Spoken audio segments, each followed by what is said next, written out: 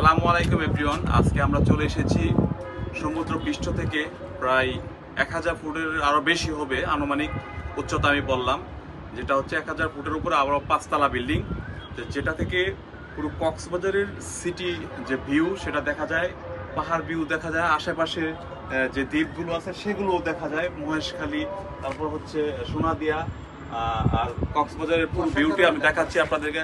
দেখুন আপনারা, এই হচ্ছে কক্সবাজার যে হিলটপ সার্কিট হাউসের আশেপাশে।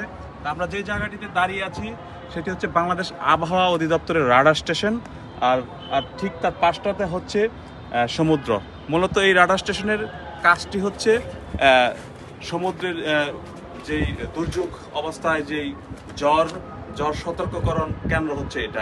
এখান থেকে যে ইনফরমেশন সেটা সারা বাংলাদেশে দেওয়া হয় এবং সতর্ক করা হয় সহজে। যদি কোনো ঘূর্ণিঝড় হয় বা ঝড় বৃষ্টি হয়, এখান থেকে সিগন্যাল দেওয়া হয়। প্রকৌশলীরা এখান থেকে সর্বক্ষণ 24 ঘন্টা তারা মনিটরিংয়ে রাখে। তো এদিকে দেখুন, এদিকে কিন্তু লাবণী পয়েন্ট, খুবই সুন্দর ভিউ। আর এটা হচ্ছে Sheikh Kamal international stadium, cricket stadium, যেটি এখন, আর এটি হচ্ছে কায়ক ভবন। আর এই ভিউ কিন্তু আপনারা কোথাও দেখতে পাবেন না। ওইটা হচ্ছে গিয়া ওই বিমানবন্দর, আর পাশটা হচ্ছে কক্সবাজার ইন্টারন্যাশনাল বিমানবন্দর। ওই যে রানওয়ে যে হচ্ছে সেটা কিন্তু কুয়াশার জন্য দেখা যাচ্ছে না। একটু জুম করে দেখাও, বিমান যে ল্যান্ডিং করে এখানে। তো ওভারঅল আমার বড় ভাই জাহাঙ্গীর ভাইকে ধন্যবাদ আমাদেরকে সুযোগ করে দেওয়ার জন্য। এত সুন্দর। এদিকে আসো, আর একটু দেখাই। এদিকে দেখুন, এদিকটা হচ্ছে কক্সবাজারের যেই লাবণী পয়েন্ট, সুগন্ধা পয়েন্ট এবং কলাতলি পয়েন্ট, এই পয়েন্টটা হচ্ছে এদিকে। তো এটা হচ্ছে লাইট হাউস। যারা নাবিক আছে সমুদ্রের মধ্যে, যারা জাহাজ চালায় বা নৌকা চালায়, মাছ ধরে যে মাঝিরা, এখান থেকে কিন্তু কুয়াশা, ঘন কুয়াশার সময় লাইট দেওয়া হয়। সেই লাইটটা তারা যাতে দূরে না যায় বা কোনো সমস্যা হলে এটা যে পার বোঝার জন্য এখান থেকে লাইট দেওয়া হয়। আর ওভারঅল এই যে আর্কিটেকচারটা আপনারা দেখতে পাচ্ছেন বলের মতো, এটা কিন্তু আমাদের বন্ধু দেশ গণপ্রজাতন্ত্রী বাংলাদেশ সরকারকে জাপান এটা গিফট করেছে।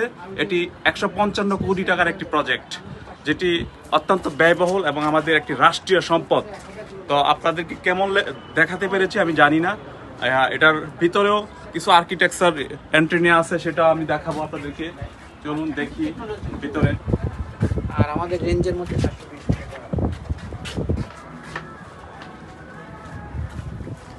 আসো, একটু আমার সাথে আসো।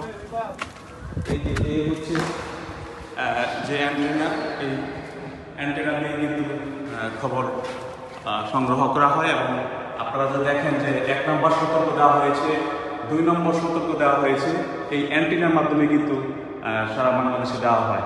তো আমাদের এই ইনফরমেশনটি আপনাদের কেমন লেগেছে? যারা আসলে আবহাওয়াবিদ তারা অবশ্যই এটা বলতে পারবে। আর আপনাদের কাছে কি ভালো লেগেছে নাকি আপনারা অবশ্যই জানাবেন কমেন্ট।